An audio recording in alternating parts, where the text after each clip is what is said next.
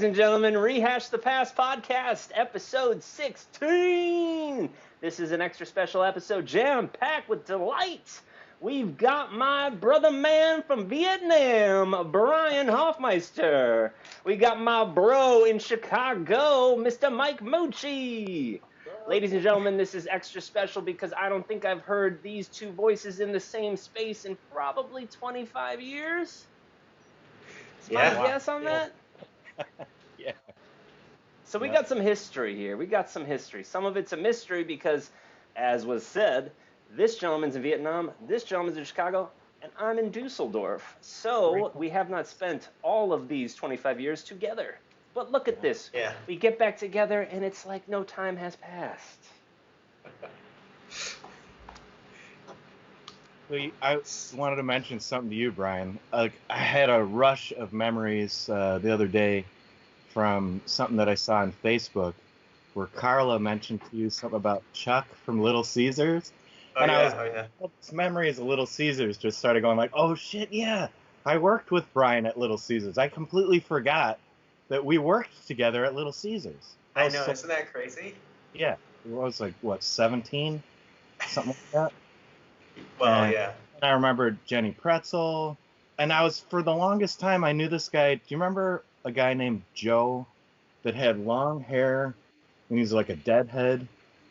I think he was he was friends with Jenny Pretzel. And I had some interactions with him, but I completely forgotten over the years. Yeah. And then that reminded me when he brought up Little Caesars. I was like, oh, that's where I met that guy Joe. And all this stuff. I don't remember that guy. He worked at Little Caesars? I believe so. It might not have been for long. Uh-huh. Yeah. You just made me think of some character that worked there that had like a mullet, and I can't remember his name now. That was such a fun job. It was so ridiculous. It was like there. You were like the manager there, right? I don't think so. Like a shift supervisor? Maybe an assistant, maybe. Yeah. I can remember thinking like, man, my job is the coolest.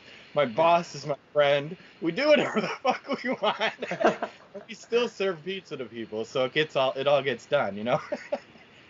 But you know, the reason why Carla mentioned Chuck was because I had said to Carla that I had a dream about Donna, who was the actual manager there. And I haven't thought of her in, 25 years, literally. Like, I mean, she was older than us. She had like long brown, like sandy brown hair. She was really awesome. She was really nice. Maybe she was gone by the time you worked there. So maybe. Yeah. I don't know. I remember Jenny Pretzel. I remember you. Yeah. I remember that, what was that Asian dude's name that was a manager too? He might have been there. I think you left before me. I don't know. Yeah, I think so. Donna sounds familiar, but I don't know. Maybe she was gone already. But anyway, all that's like so hard for me to remember at all. Like I said, that just the mention of the name Chuck, and I saw his face in my mind. And then I had to go find his profile when she said like, oh yeah, he's friends with me on Facebook. I had to go like, yeah, so did I. He looks exactly the same. Yeah. Sorry, Joe. This is I'm fascinated. Honestly, I did not know the two of you worked together there. Yeah. And I'm guessing it's maybe because I did not know you, Mike, at that time. Our relationship is one of the most unique friendships I've got, I think, because you and I met right before you moved to Florida, and you were already set to go to Florida. So I only knew you at your home, where we had the same home, for about a month. And then most of our experiences that we've had were when you visited here or I visited there or stuff like that, and it was like just we were from that point forward, almost from the very beginning, lived in different places, Always in a long distance relationship. And making it work. Yeah, we had common friends that we didn't even know about. Like I wanted to get into this with you a little bit and see what your memory is of it, because mine has a certain perspective, and I know through time I'm going to get kind of like I don't know if it's twisted, but you have a perception of them, and it might not be seen the same way by the other people that were involved. But how you and I actually met was really weird. You're going to have to tell me the story because I can't begin it because I actually can't Okay. remember. What triggered me to remember it too was one of your recent podcasts where you mentioned, was it Tim Quirk and you were both kind of like involved with Harmony? Yeah. Okay. Well, I was sort of seeing her too. Oh my At the God. same time, I believe. Oh At jeez. least I had that perception. She was like flirtatious with all of us, I guess, right? In a way that it made it seem like she was going for like boyfriend or something like that. And I'm not trying to trash Harmony. She's awesome. But it was like, I remember being at her house one day and you were doing the rounds to different people because you were getting ready to leave the state. Yeah, Okay. I was in the trunk of the car. You came by her house and I was sat on her porch and she goes all like, Joe's here, and then gets up and goes over to you, and you guys are all real touchy-feely and shit. And she and I were just sat on the porch before that, kind of like, you know, Canoodling. whatever, you know, and then I'm looking at this dude, Joe, and I'm like, who the fuck is this guy? Like, why is he all over, Harmony like this, and what's going on? I was so confused, But I was That's young. hilarious. I remember, I totally forgot. Jim Curtis took me to these different spots, Harmony being one of them, and I was in the trunk of the car. And he would Okay. make some excuse to bring them to the car. Oh, yeah, he said, Joe gave me something to give to you. And then he'd open the trunk and I popped out. I totally forgot about that. That I don't remember because I think after I finally saw you interact with her, I was so pissed off that everything else just went to like faded to like, he's my enemy. Who Oh the my fuck is that God. guy? And I remember that. So that was my first ever interaction with you, and you and I didn't even speak, but I was No. already like, this guy, I don't know about him. I was just like real uncomfortable. And then I was at Cindy's house for some reason because I was with Ryan Tippett. Uh-huh. And I was at Cindy's house, and you were supposed to come by, and I'm like, we got to get out of here before he comes by, because I don't want to see this dude. He's pissed. I'm like, I don't know what's going on with him and Harmony. I thought we were doing something or whatever, and it was like, it was like really immature, Uh-huh. And I wanted to get out of there. I was like, he's coming. I got to get the fuck out of here, I'm going to be like all, like, I don't want to be, And you came early or something, and you were there, and I was like, fuck. And somehow, I don't remember how it ended up being, but I thought we talked about this at one point, but I just remember ending up like, somehow something came about where Harmony just kind of like basically made us both kind of go like, okay. She wasn't interested. She was just playing games, with a bunch of different guys. And it was like probably lighthearted to her. And each one of us might have been like, we really like her, And, Yeah. But somehow you and I just must have ended up having a moment where I was just like, I just kind of go like, this guy's pretty fucking fun, man. I don't know why I'm so mad at him. We just became friends. And then the next thing I know, I was like, I think we hung out like almost constantly until you left to Florida, But I remember that's how I remember meeting you, thinking like, damn, this guy's a dick. Why is he hanging on my girlfriend? That's so funny, man. I had totally forgotten about that. I don't think I even had an idea that you had anything to do with her in that sense.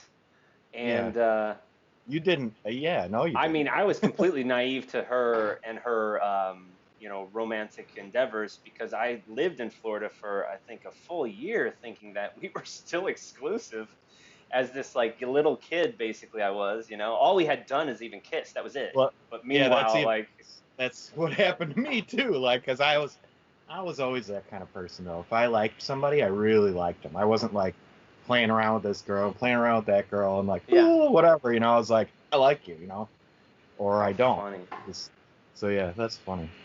But I have to say too real quick about Little Caesars. I don't have many memories of it, but maybe you remember this. Both of you worked there. The only memory I have, well, two. I remember being in there and just seeing you and thinking, oh, how cute, my friends with the little aprons on and Little Caesars crazy bread.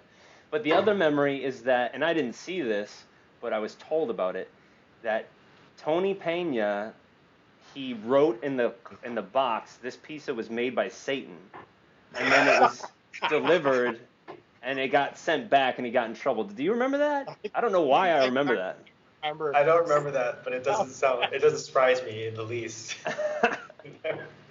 We did some crazy shit there. Yeah. Tony Pena. I forgot Tony Pena worked there. I remember because I was like so straight edge back then, and I was like, "What the fuck are you guys doing?" They're in the back, like at one point, I don't know, they were doing weed, and I think one night they had opium or something, and I was so uncomfortable. I was like, "What is going on?" You know? Well, anybody that says doing weed usually tends to be uncomfortable in most social interactions. Well, that's how I saw it back then. They're doing the weed back there. Yeah. It's just gravy. Sorry, Brian, you were going to say something? I was just going to say that Harmony just bought a piece from me like 3 weeks ago. Oh, yeah. So yeah, I talked to her briefly a little bit ago. It was nice she Wow. checked in on me because I'm a cripple now, so she checked in on me and I talked with her for a while. Oh. I have to say the one thing that stands out about Harmony was her hair. I loved it. It was so big and like crunchy, right? And I just loved it. That's what I got for you, Harmony. I got love for you. I haven't spoken to you in 30 years probably, but You're a fan of hair, Joe. always have been. Think about Brian. Yeah. I Yeah. remember. And then it made me dig up those pictures of the beach because I remembered those beach pictures. He had this big like coming off the top of his head. Brian's hair has always been like the thing that I've just like. It's like the altar. It's like the Holy Grail when I was in high school. I don't know why, but yeah, I was so impressed by this man's do. And I just got a haircut between the last podcast and this one. Look at like you. Maybe a week ago or something. Yeah. Quarantine haircut. My husband cut it. What I think about Pretty mine. good though. What's that? Your husband cut it for you? Yeah. Oh, okay, cool. Yeah, he's done the last, like, he always, like, does the sides and the back. He has, like, the whole time we've been living abroad. But since pandemic, he's been doing, like, the actual cutting. Mm-hmm. So it was a pretty good job because I don't think I would do a good job on someone else. I would probably screw it up. I'm the hair cutter in my house. I do my son's hair. I sometimes cut my wife's hair. Do you remember back in high school, I brought in a tiny clippers, and we were shaving people's head at lunchtime. Remember that? I kind of remember that, yeah. Yeah, and in the locker room in gym class, and I remember whoever got their hair done was just like itching the whole rest of the day. Yeah. Oh, that's great. We know who the culprits are. They're all like, Yeah, totally. You know, I still have a micro cassette. Do you remember, Brian? I had this little tape recorder and would pass it around. You're on it. I would imagine, yeah. Yeah, you're on it. And I don't have a way to play it, but I have a display case in the living room with all these little artifacts, and that's one of the things in there. And that'll be a kick listening to that one day. Now.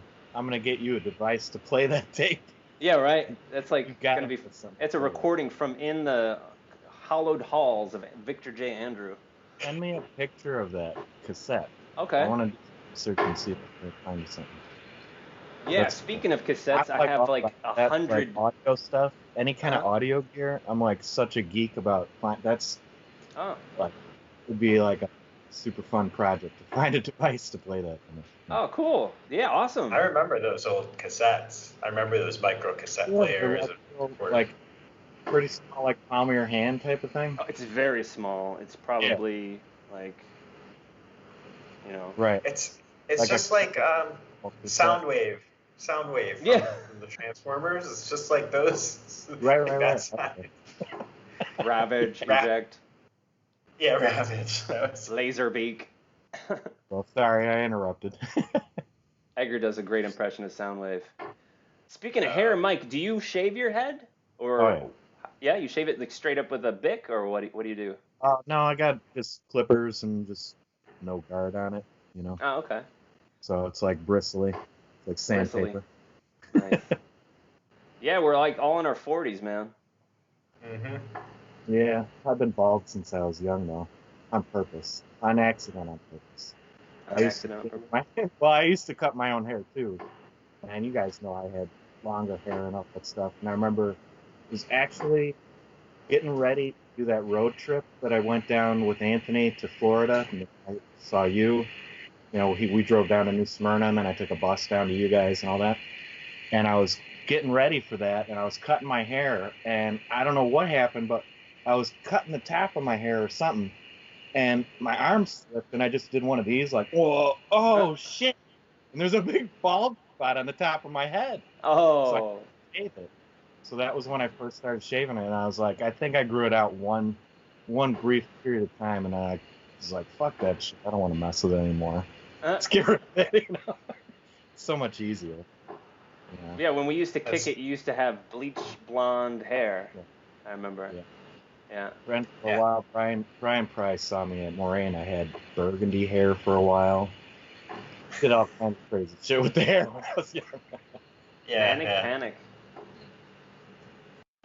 Yeah, I've had lots of crazy hairstyles, but I haven't done anything weird with my hair for a long time. And I remember, I stopped doing weird things with my hair in my mid-20s, and then I would run into people and they'd be like, your hair's so normal, and I'm like, that was 10 years ago. It's that baby face. I'm an adult now, guys. Yeah. Got responsibilities. I mean, it was pretty late in life that I think I had my first mohawk in my mid to late 20s, so I kind of with that, yeah. How funny is it? It was kind of later. But I never really had a lot of conventional jobs, so I could kind of get away with stuff. I kind of just kept avoiding real jobs for a long time. Oh yeah, Brian, you put out that awesome video with your permutations. I love the word permutations, by the way. It makes me think of a mutant with a perm. It's a permutation. It's very 60s. Oh, that's a good idea. I should do a permutation. That's a mutant with a perm. I should do that. But with that said, just for you. I got a image of this creature with a Jerry curl drip, dripping all over the ground. Yeah, man, you have this amazing piece that you put on YouTube, and it has your work. I thought it would be cool if I played it. We could take a look. I was very impressed, man. Thank you. Yeah, it was just sort of something that was kind of in my head for a while, and I just didn't have the skills to make it into what I wanted. And I don't know, something just happened recently that made me think I'm going to try again, and it clicked this time. So I made it in Adobe Premiere and a little bit in After Effects, which I've used Premiere a tiny bit because I've been making more videos. And but I'd never used After Effects at all, and it was a very steep learning curve. But I'm pretty happy with it, at least for a first real kind of time playing with that software. Mm-hmm. Yeah, so we could take a look at it. That'd be fun.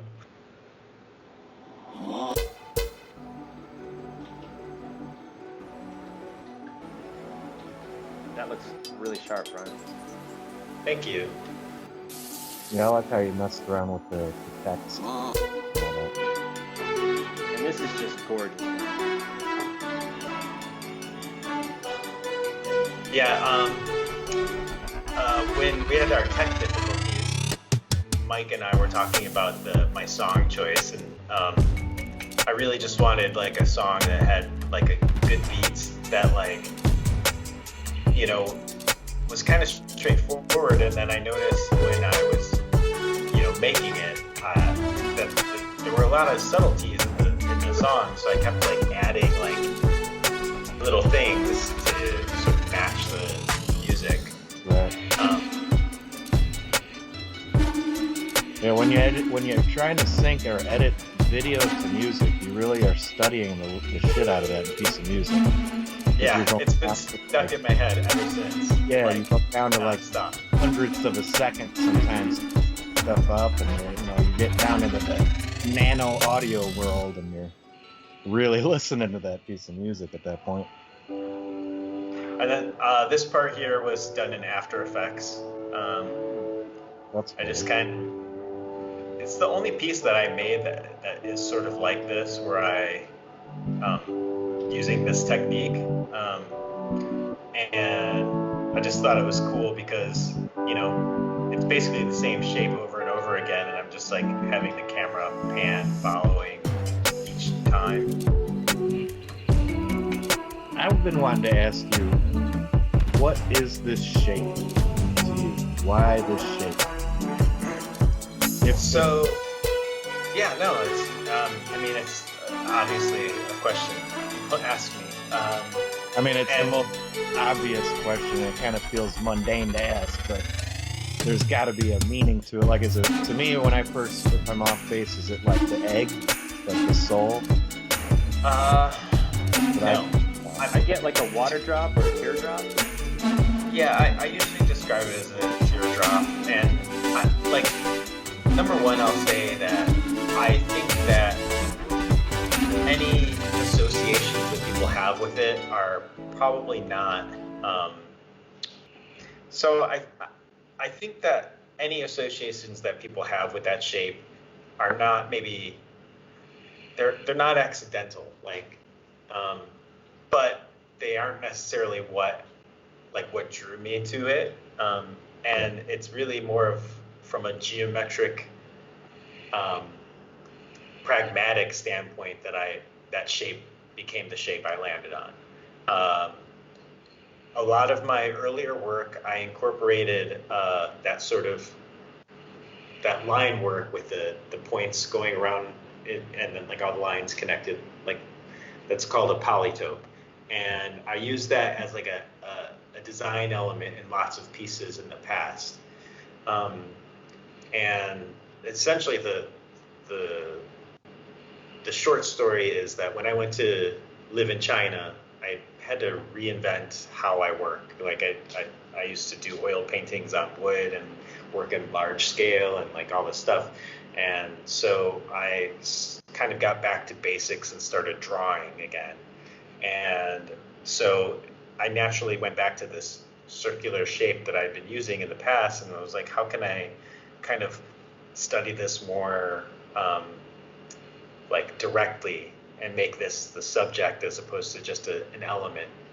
So I was playing with it, and at the same time I was playing with other geometric exercises using compasses and rulers and making different shapes. And I just kind of fell on this sort of teardrop shape. And I noticed that when I did the same exercise with a teardrop as I did with a circle, the outcome was way more dynamic. The bottom half of it is one way and the top half is a different way. And I just thought that was more interesting visually than a perfect circle because there was not as much variation happening within it. So I basically just did a couple of variations of it early on, and I noticed that those minor changes were a lot more interesting visually. And I was like, okay, well, I could play with this for a while. And then I did 10 or 20, and I was like, I could do a lot of these. And I did 50, and then I did 100, and then I did, but in the beginning, I just thought I was going to do pen, I was just going to do pen drawings. But it didn't take me long before I started playing with other paints, and then just incorporating more and more media. And I'm probably not gonna venture into very different media anytime soon because I just don't have the space, and I don't want to become bogged down with materials and all different kinds of paints and canvases and all this stuff, even though I do miss that time of being able to use oil paints and stuff like that. It's just I've lived in 4 different cities in 4 years, and I just don't want to have to pack all that up and keep moving. We basically, whenever we move, it's whatever I can fit suitcase. So yeah, so my answer is not very interesting, but I do think that like I think that it's like I've gotten so many people saying like, oh, it's an egg, or like it's water, and like these are really fundamental like, images. They're like iconic, and like I don't think that that's like, I don't know.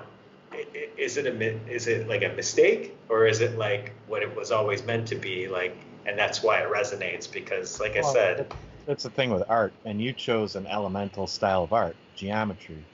Geometry is applied to basically anything in the world conceptually, and you're giving the audience the opportunity to interpret it in a way that it becomes personal without you saying a word. And that's what makes certain art intriguing. And then to hear your idea of it, to say it's not very interesting, of course it is. That was the impetus of creating it.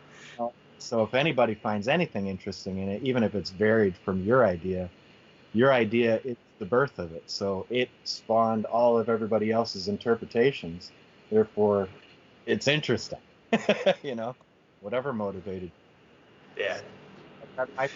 I saw them, especially because you're putting people and things interfacing with it, and it's almost as if this shape is traveling through places and different and ideas, and that's why I saw the egg, because I've always seen through philosophy and different things that I've read that the egg in most cultures is like the symbol of the soul or the spirit, and it's almost as if you're 500 images, a single spirit going through different experiences and permutations of itself through people and ideas, and it's like the lifespan of a single entity and how it moves through the process and gets altered by or affect how it affects.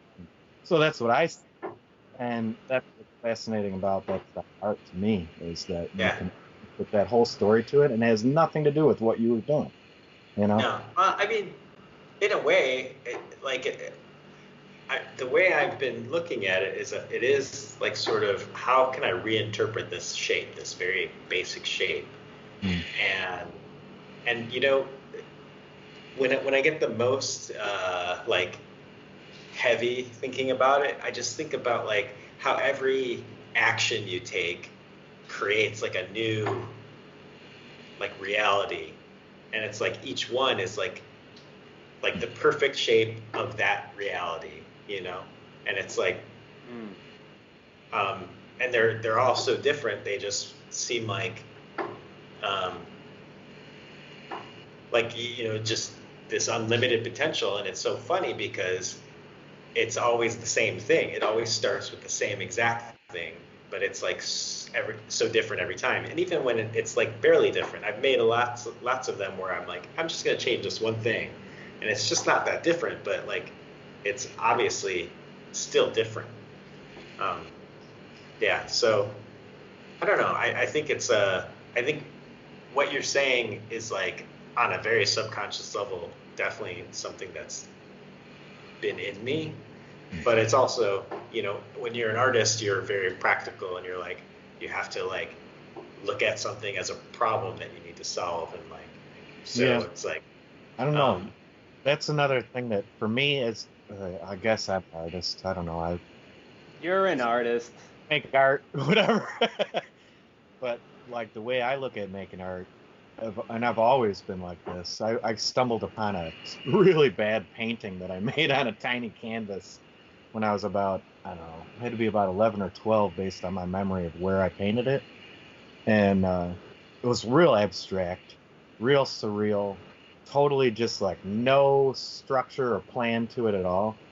And most of my art, even, I don't know, I guess depending on, like, say, like, I do like, I don't know if you can see this very well with the glare on it, but it's like geometry stuff, but really like I had zero plan on this at all. Like I just start out with a blank sheet of paper, and I make a single line or a single shape or one movement, and then I sit there and I stare at it, and I let it something else manifest before it's there, and I go with that, and then I let it just evolve, and then it becomes, when I'm done with it, I go, had no idea that was what was happening, like, and that's how most of my art goes, and sometimes I like it because it's almost, for me, that's why I say I guess I'm an artist, because I've never fully jumped into the waters of trying to market myself, because I hate that aspect of it. Because for me, doing art was always just, and always still is, more of like a mental therapy than it is a commodity, Even though it would be great if I could make a commodity out of it. But it just doesn't seem to be the drive. So, like, you have this perspective that you got a game plan, you can map it out, you could detail the directions for it. You might even be able to tell someone on paper how to do it without them ever seeing it, and they might come up close to what you did. And for me, my advice would be like, sit down with a blank piece of paper and just see what happens. It's like really different attitudes towards a similar thing, and that goes back to your shape, which is, you change one aspect of the same thing, it becomes a whole nother beast. And so, like, art for me is this one experience, and for you, it's the same but different.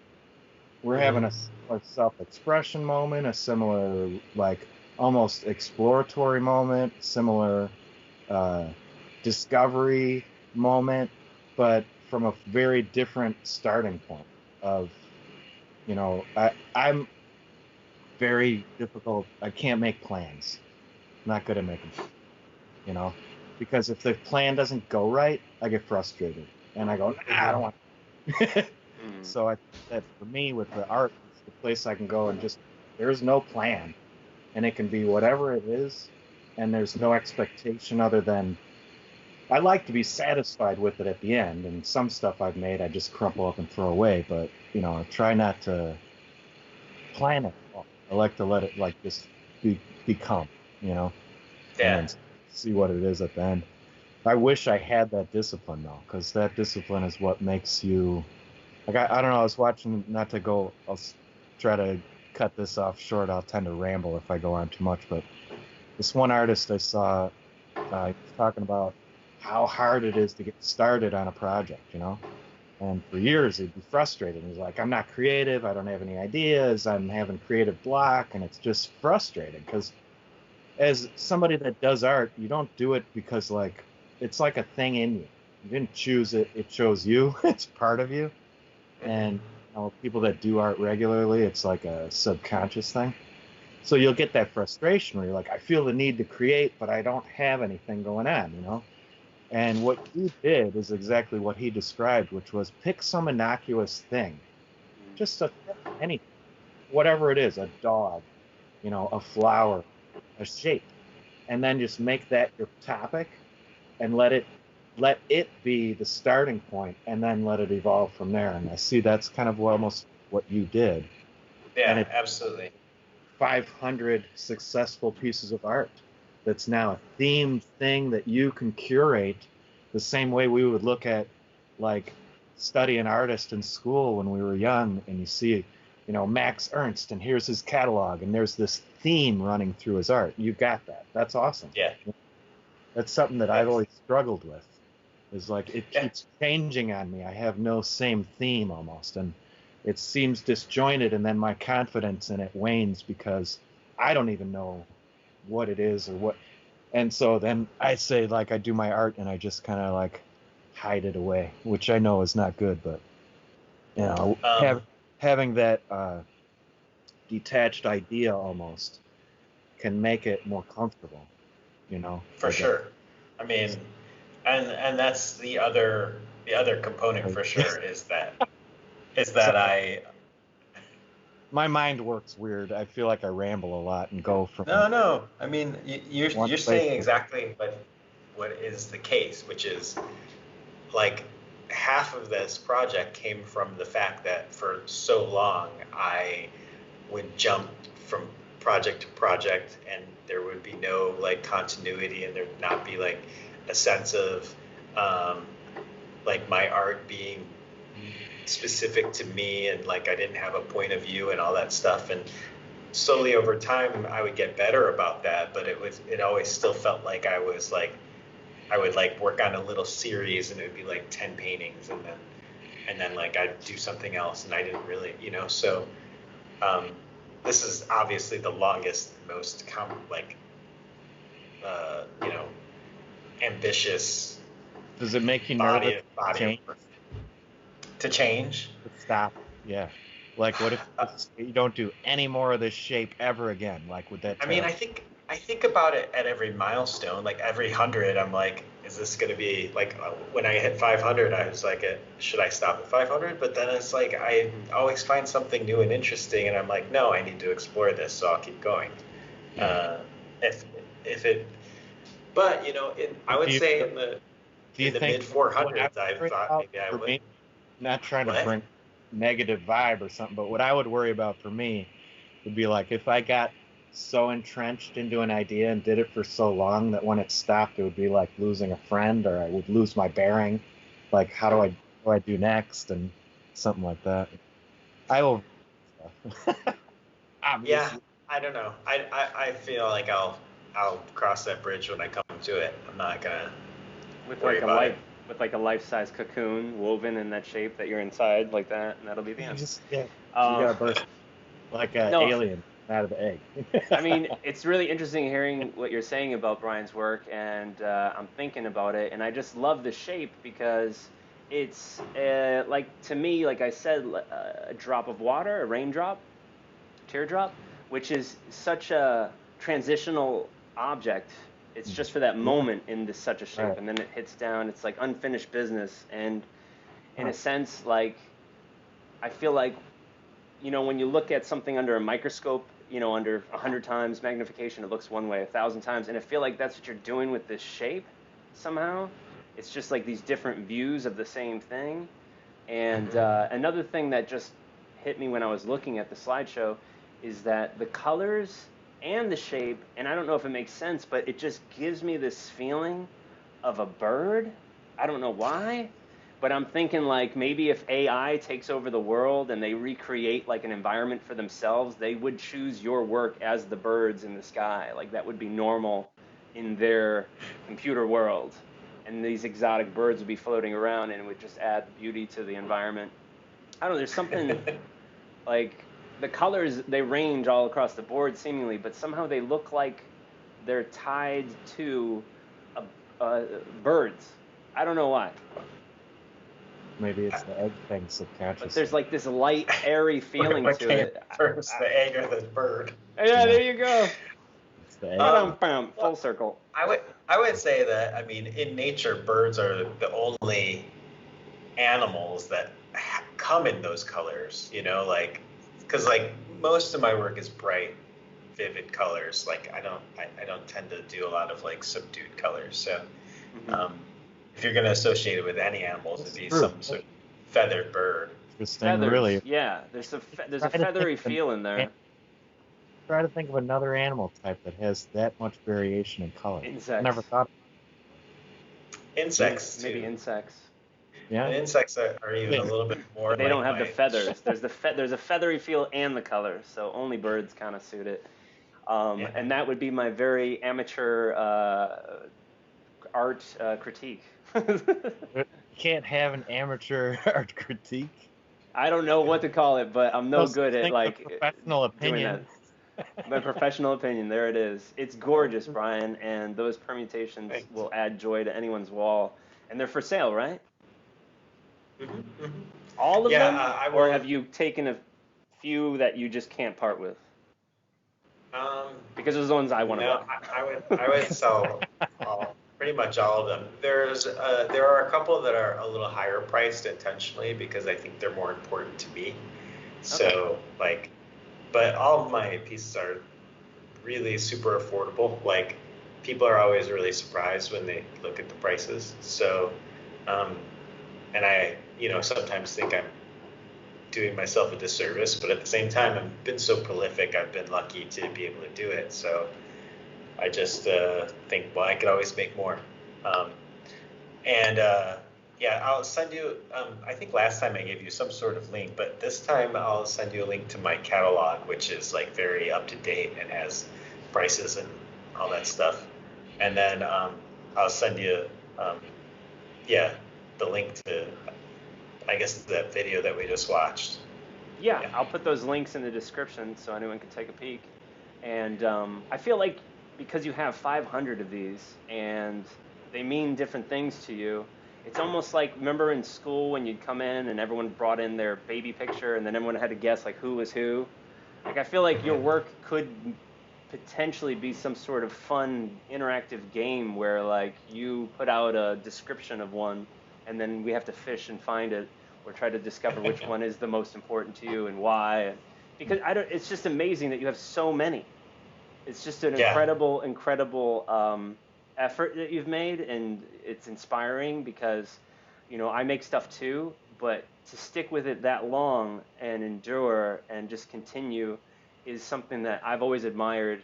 And like you were saying, Mike, how you don't put your stuff necessarily out there, but you know, one day you're going to be a crusty old SOB and they're going to peel your corpse out of that apartment or whatever the hell you're living, and then they're going to uncover this treasure trove, right? And that's also very admirable to me. So both of you have taken like a different path, but both are equally admirable and amazing to me because I know you're sitting on a mountain of work, Mike. I know that. And I know it ranges with like, I mean, right here I have one of your pieces. This is my favorite. We used to do a thing where we would send letters to each other. We were like little, I don't Pen know, pen pals. pals. Yeah, pen Yeah. pals for a while. But it wasn't just like letters. It was like, I'm gonna like make this thing with tape and glue and stickers. I don't know. It was fun. But this is one of the things you sent me, and I've always just treasured Ah. it and loved it. And it's gone from, you know, Florida to New York to Yeah. now Germany. And I'm always like, you know, because it's glass, you know, and Yeah. not a single chip, baby. It's awesome. Yeah. That's impressive.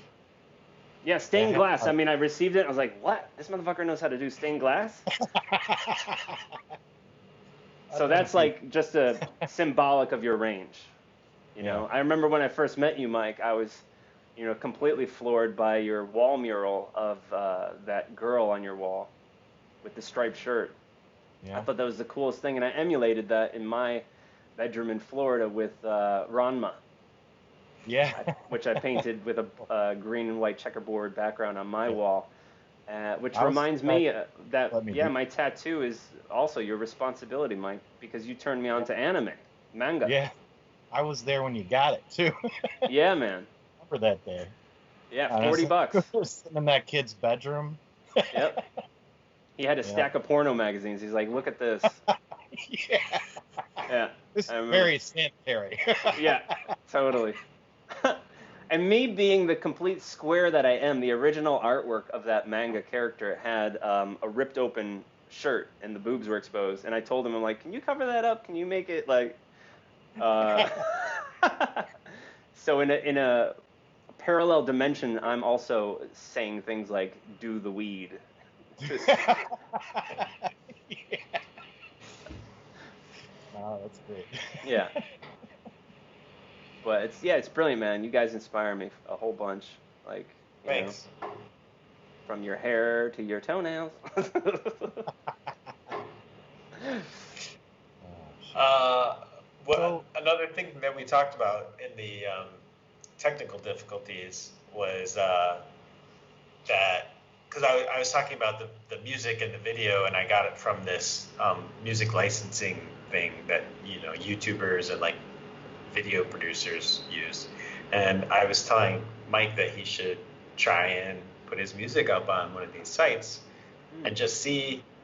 It's like a really like I think safe way to like see if people respond to it and right. use it without like really like putting it out in the wider world, Yeah.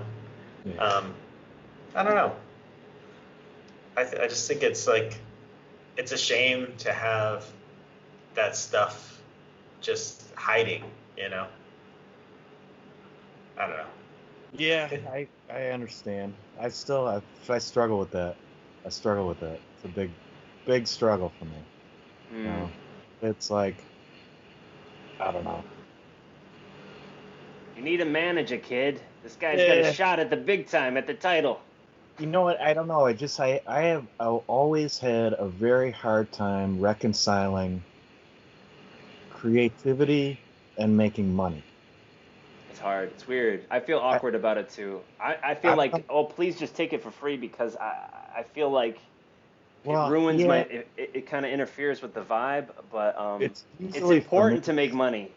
Yeah. Like, I talk to my other friend about this often, how we have completely done ourselves wrong by passing by all of these opportunities, you know, with this like kind of utopian kind of a spirit, you know. But we're in our 40s, you know, and maybe it is important to actually consider the fact that it's a product or a service or a good that means a lot to another party, and you're well deserving of whatever financial reward that comes along with that. And I'm trying too, you know. We got to take notes from Brian, man. He's doing it right. He's got a catalog. He's prepared. It makes sense. Yeah. For me, like doing something creative, like I make stuff on my own, and I got whatever. I mean, I've put together where I made albums, you know, and did the artwork for them and did everything as if it was like a proper, you know, full artist CD. I've got them sitting hidden away, you know, nobody knows about it.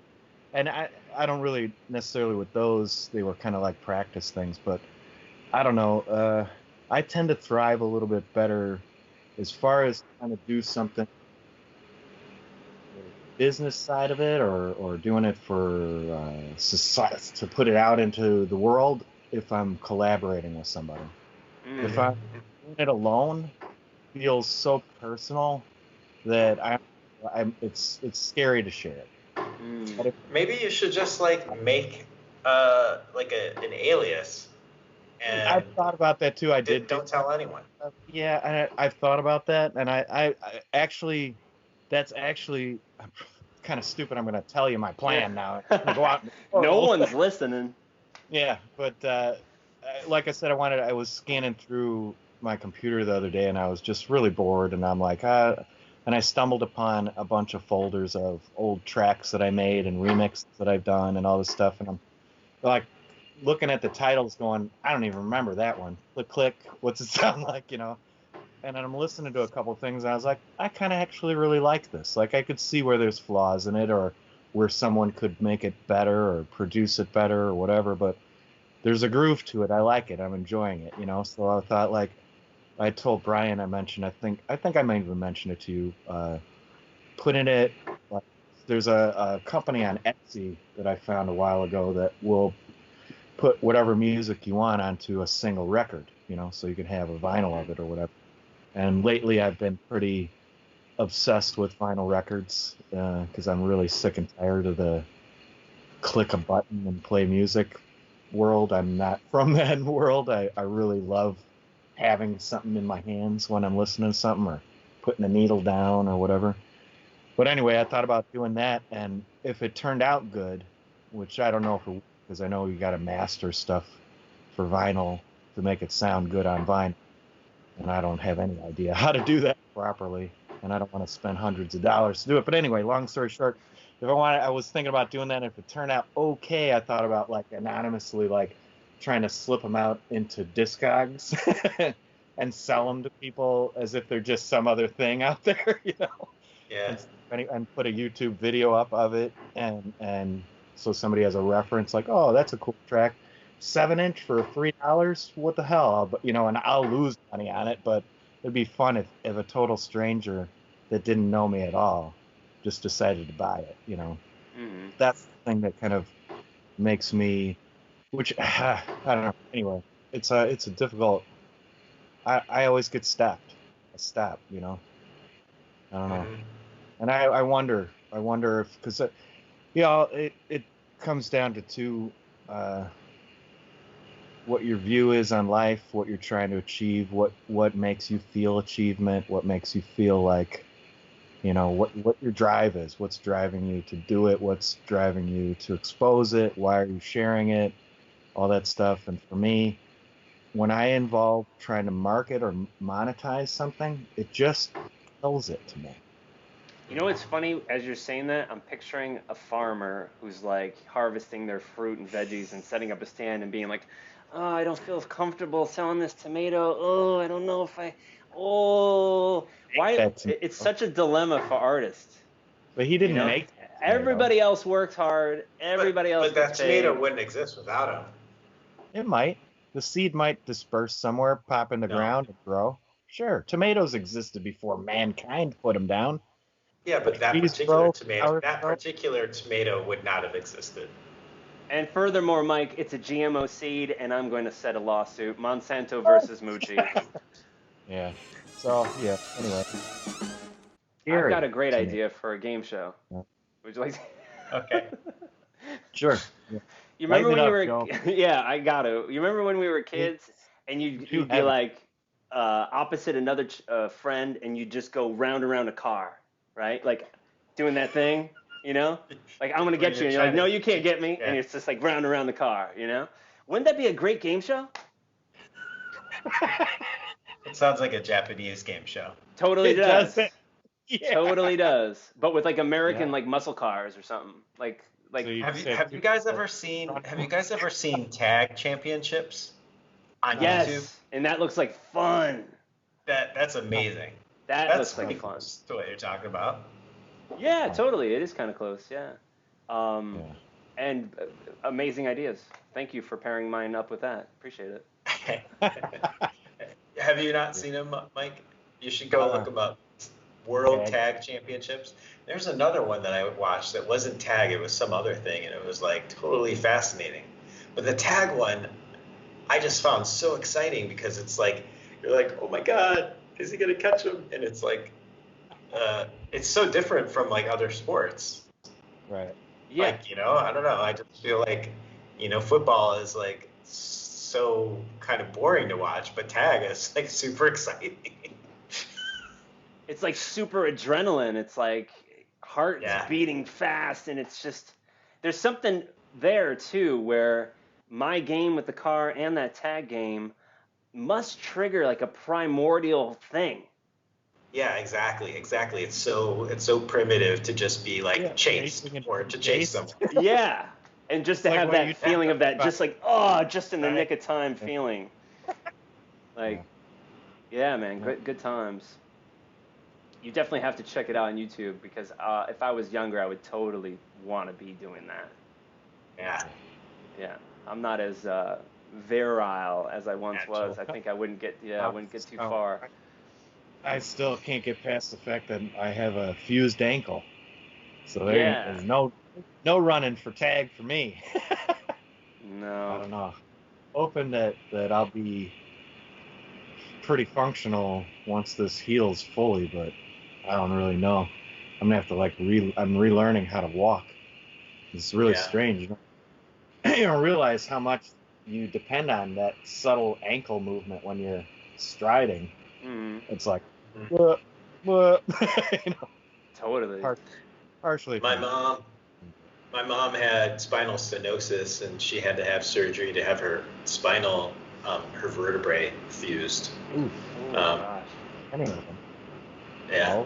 I don't know, three maybe. But it was she got the surgery a little too late, so some of the vertebrae had pressed into her spine, and it was really crazy. Like within days, she went from totally walking fine to like having like a little bit of a limp to like falling down in like 2 days. Like, and they didn't know what was happening. Yeah. So the vertebrae had like pressed against her spine and did like permanent damage. So she couldn't feel like her feet. She could walk, but like she couldn't feel the ground. So she needs a walker now. And I have like minor neck and back problems, and I always think maybe I'm gonna have to get my spine, fused at some point. Wow. It's a pretty scary thing.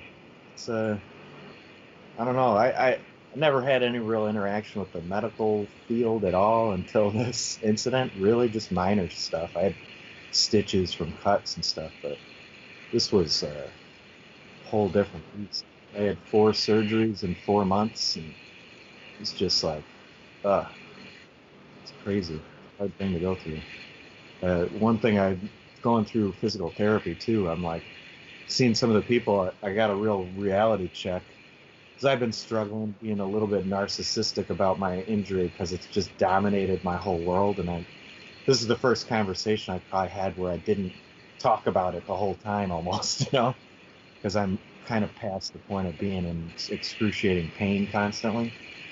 But there's a guy that I saw at therapy, and he was on this balance board thing, and he's teetering back and forth and just going at it, It's like, oh man, and I'm looking at him, and in my mind I was so jealous. I was like, oh, I wish I could.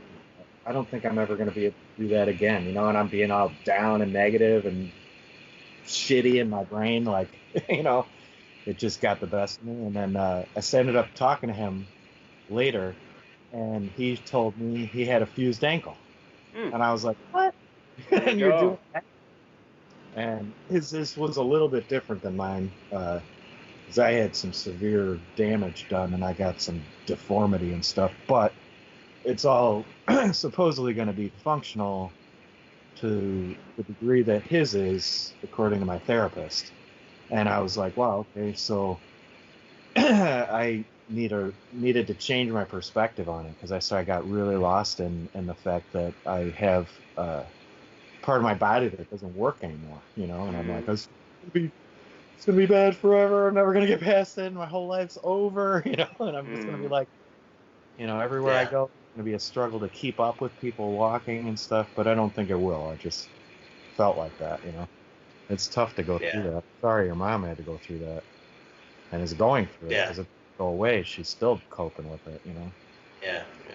But it's hard, but there's a lot of people out there going through this stuff, and I kind of had a reality check, because I was pretty physically healthy, and at my jobs and stuff, I'm running around, bouncing around, and I'm running circles around 20-year-olds and thinking nothing of it. And sometimes I might have gotten frustrated with some older people that were closer to my age or a little older, being like, what the fuck, let's go, you lazy shit, Get out the way, move. Yeah, no, I'm just like, come on, and I catch myself, getting a little too exuberant and being pretty ignorant of other people's struggles, And I think this woke me up to realizing that, not that I didn't know this, but sometimes you get hit in the face like a sledgehammer with life, and you realize a part of yourself that wasn't too great in terms of being more compassionate to other people, and knowing, like, I have to assume the possibility that they have something that they're dealing with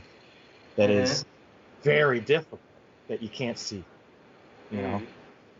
And it seems like an obvious thing to say, and it's something that I've even thought of in a different context before, but never physically for some reason. I just thought, if I see you moving around and you seem to be fluid, you're okay. But you might be, like, inside in excruciating You might have some pain, or whatever. And that was a wake up for me. So it's kind of good, I think, to change my perspective on that. It made me a little bit more compassionate to other people struggling. It's good. Yeah, my debilitating injury was a positive thing in a lot of ways. So you seem to have recovered from your surgery very well. Me? Who? Yeah. Oh yeah, absolutely. I had my deviated septum corrected. Yeah. But it's not very intrusive, and took about a month to recover from. Yeah. So now I can breathe freely, but through both nostrils. Total breakthrough. Yeah. I read a headline about Vietnam, something about COVID. Are you okay? Something changed there or something? Yeah, there I didn't have read been. the article. That's why I don't know.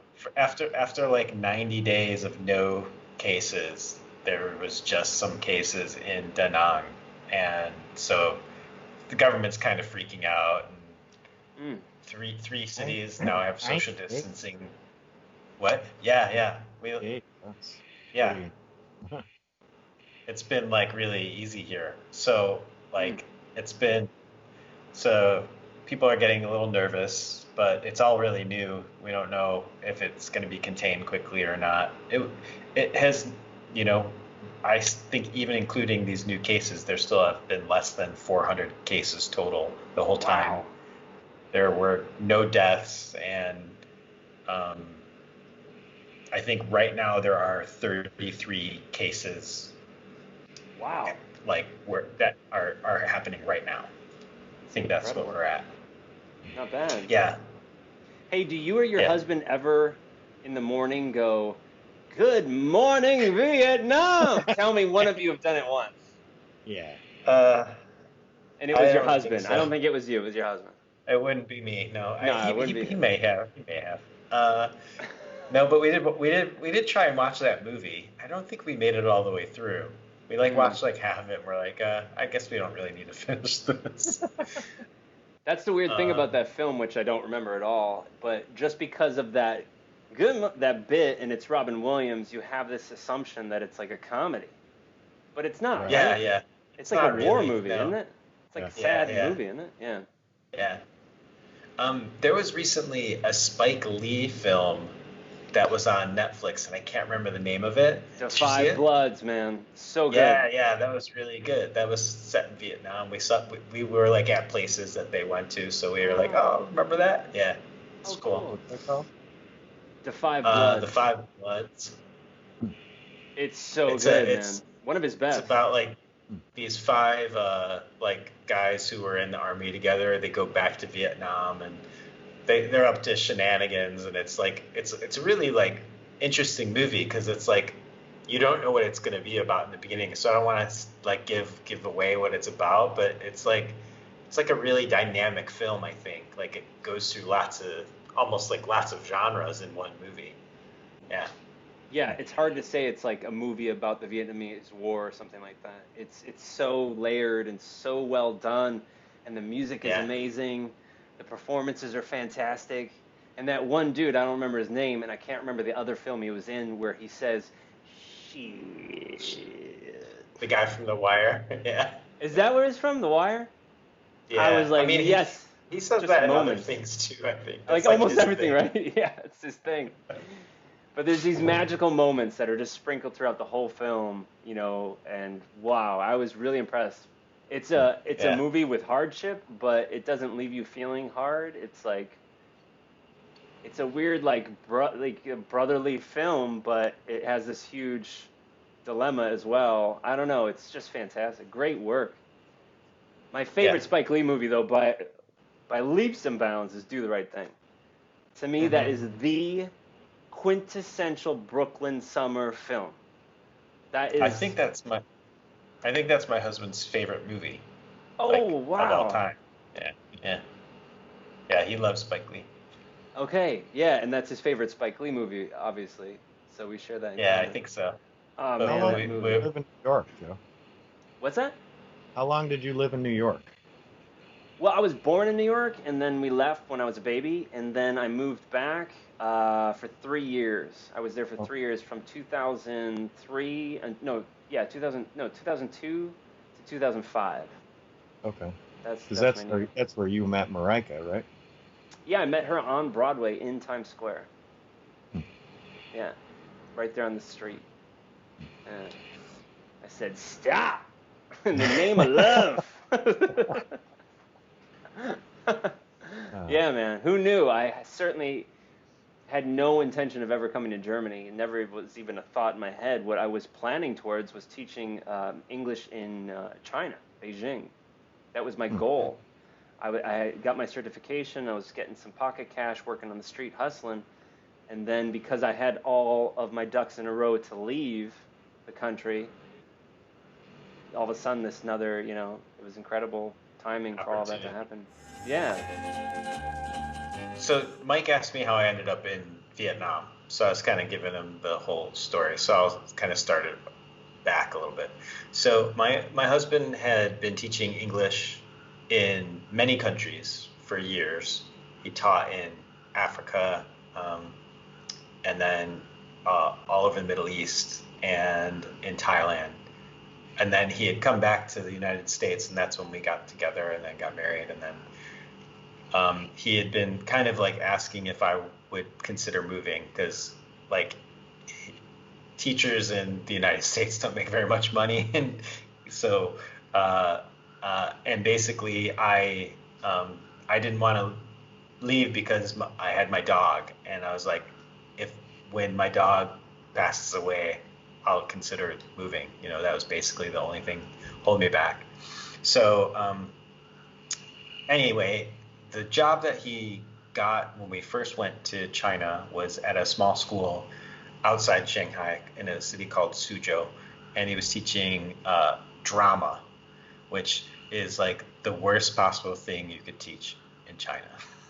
Okay. I mean, like especially if you're trying to teach Western style drama, which it was like an international school, so like, but like they don't like public speaking, they don't like being singled out, so like being on stage and being like the center of attention is not really like, it's like countercultural to them, so it's like very unnerving.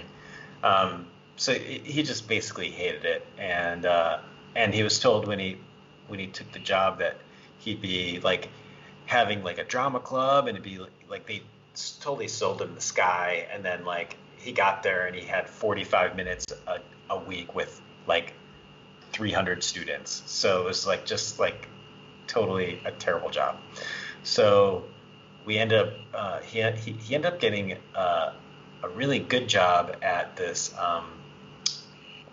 other school in Shanghai, which again was like a good job on paper, but then we got there and it wasn't the best. And so we were there for another year, and we would have stayed longer, but the school was not doing well, so they laid off like 3 of the main teachers, and they only had like 12 teachers, you know, so it was like basically a quarter of their staff or something. And they laid off all the like foreigner teachers basically. So this was like a month before we were setting to go home for the summer, and we had to like scramble, and he had to find another job, and basically Vietnam was the first one that seemed pretty good. And this job now, he's teaching at a university, but he's teaching English for like basically the first year students before they start their program. So it's like getting them ready for their program, which is taught in English. So he likes the students pretty well, but in terms of like the general vibe of school and stuff, it's not like the best. But it like comparatively, like he makes good money for Vietnam. Like teachers in English teachers in Vietnam don't make a ton of money, but the cost of living here is so low that it ends up being pretty good. Yeah. Cool. That's funny that your husband is an English teacher and his favorite movie is Do the Right Thing. I mean, chemistry. I like this guy already. And he cuts hair. And he cuts hair. His name is Joe. No, I met him once, briefly. It's Jeff. It's a J. Yeah. There you go. Yeah, he was a really nice guy. Met him saw you guys at the Lush concert. Mm-hmm. The Lush concert? Didn't I go to a Lush concert with you, Mike? Probably. In 1994? This was like Lush just came back. Recent, like a couple years. This was just like we did go to a Lush concert 3 or 4 years ago. 3 years ago? It was at least 3, maybe 4. Yeah. I guess it was just shortly before we left. Yeah. Wow, what a crazy small world, because we went to a Lush concert in 94 because I remember I had the freshly made tattoo on my leg, and it was they were playing with Weezer. It was Lush and Weezer. Yeah. That was a good show. I remember that. I remember I thought I didn't like Weezer at the time, and I saw him play, and I was like, well, they're actually really good. You know what was funny is that I remember the song, the Sweater Come Undone song, and that's what I knew of Weezer at the time. I didn't know anything else, and I had thought it was a female lead. I had no idea. And I remember for the first time seeing him on stage and being like, oh, shit, that's a surprise. Wow. Yeah. I was always Rivers impressed Cuomo. with their drummer. Because like I remember watching that show, and I think he had like a kick drum and a snare, a hi hat, and like one crash cymbal, and that was it. And he sounded like playing a whole drum kit. It was like I was like, this guy got magic or something. He's doing some black magic backstage because it sounds like way more than what he's playing. You know, it sounded really cool. He's a good drummer. And actually, I think the last time we three were together was at Record Swap and Brian was playing. I think that's the last time we were in the same room together. Was watching Brian play at Record Swap, Tinley Park. 13th door, something like that? Yeah, something. 13th floor? Room 13. Room 13. Yeah. Was that the band that played? Yeah. Yeah, I guess that would be that. So, yeah. Because I was in another band since then. Yeah.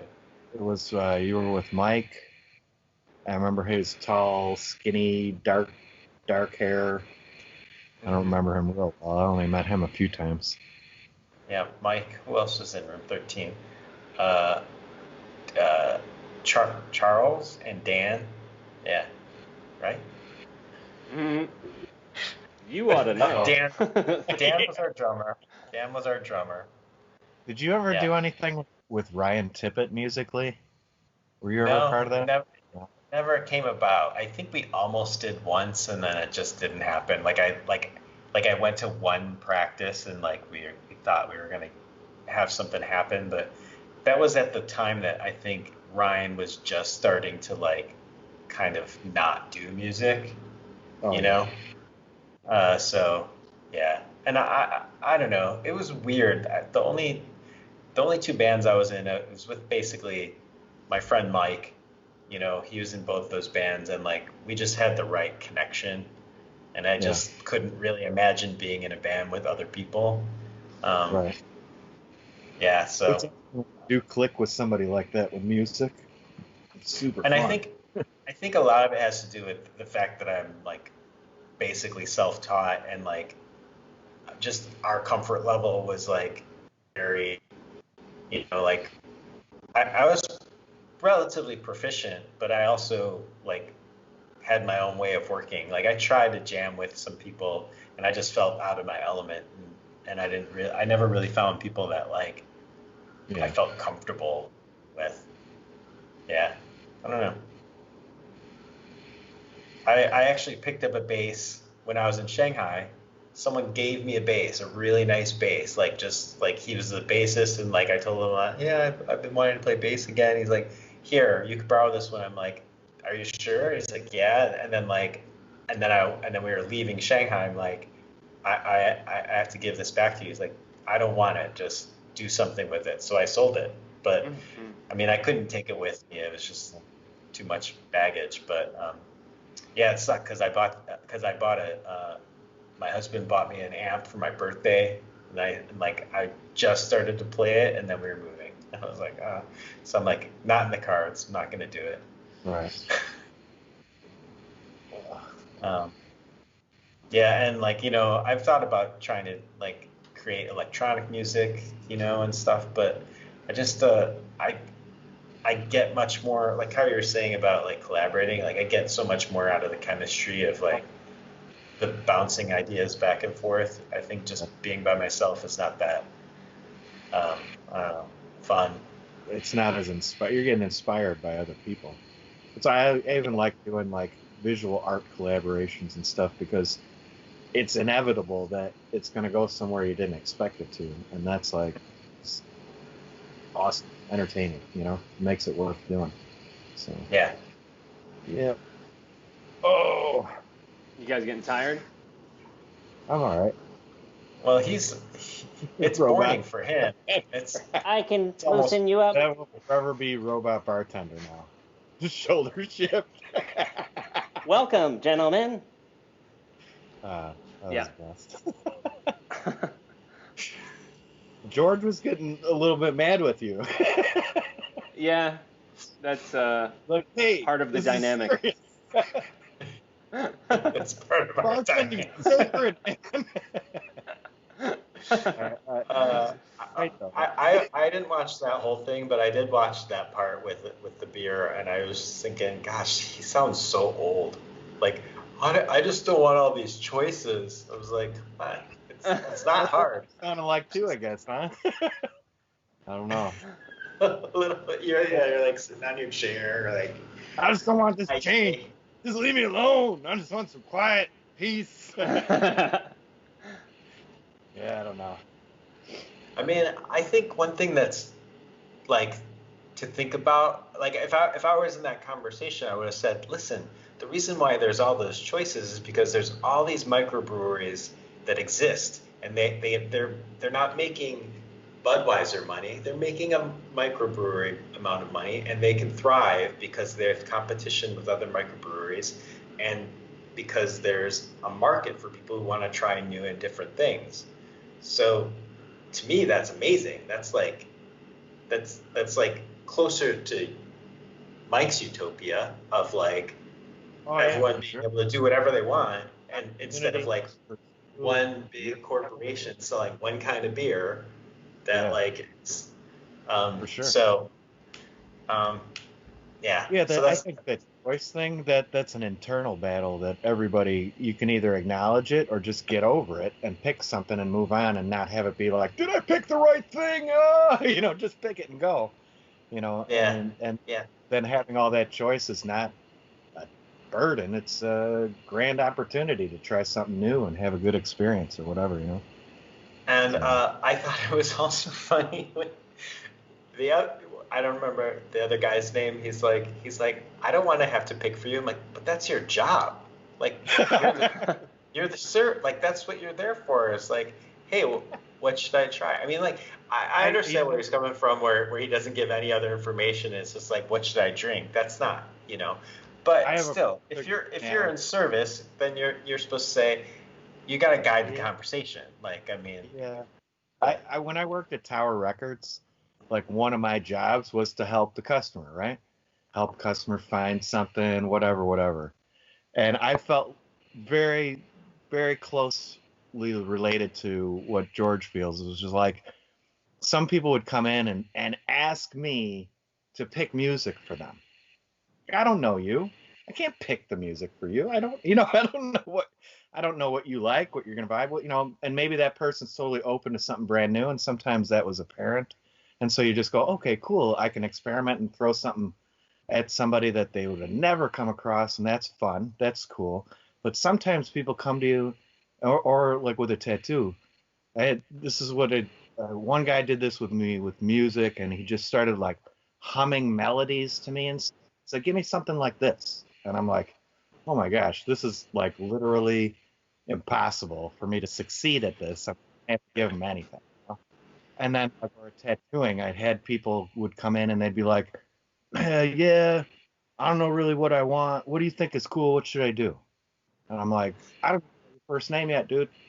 I'm not going to tell you what to permanently etch on your body, What are you interested in? And you'd have to pull it out of them like pulling teeth. It's like, yeah, I'm here to serve you, but come on, get a grip on who you are and have something in mind, at least some kind of like barrier that you can let me peruse through instead of just this wide open, who the fuck knows? You know what's funny about that though is that I've been commissioned to do art pieces here and there, and when someone commissions me and says do whatever you want, I love that, like that's the best. But when they start needling it down to like colors and shapes and sizes and this and that, I start to get a little bit overwhelmed, so I love that freedom of like someone saying, yeah, what do you recommend? Give me what your favorite drink is, or what music should I get? Like I did it once in Montreal. I was like so like enamored by the city, and I went into a record store and I was like, just show me what I should get that has the feeling of the city. Maybe it's French, something with a jingle. So let's do it. And just random CD. I took it home and it was perfect. No, not that. No, not that. And it's like, but I don't know what you want. Not that, though. And it's like, how about this? No, not that. And it's like, Yeah, tattoo is a little different, too. It's permanent. With your attitude of, like, show me something new, and you're like, you have free reign, and the person's not going to be pissed off at you as you're trying to help them, then, yeah, that's awesome. But sometimes people come at you with that vagueness, and then they're like, why did you give me that? I don't like this. And they get critical of all you're trying to offer them, and then it's like, and then it's the impossible. Yeah. I can't. Yeah. And then that's working with people. Yeah, and I Service George is industry, probably similar to me. I think he's as he sounds like a grumpy old man. It's probably really because he actually wants to make that person happy, but he doesn't see how to do it in that framework. He's like, I can't make them happy with this for sure. So this is frustrating because I want to make them happy with what I'm about to do, but I might not. So it's like that's frustrating, you know. Mm. So, the other thing I thought about your conversation about the future bartender is like, what future bartender probably would have actually done was being like, they'd greet you, oh, hi, Joe, how are you doing? And without saying anything, they'd give you a beer and they'd be like, try this.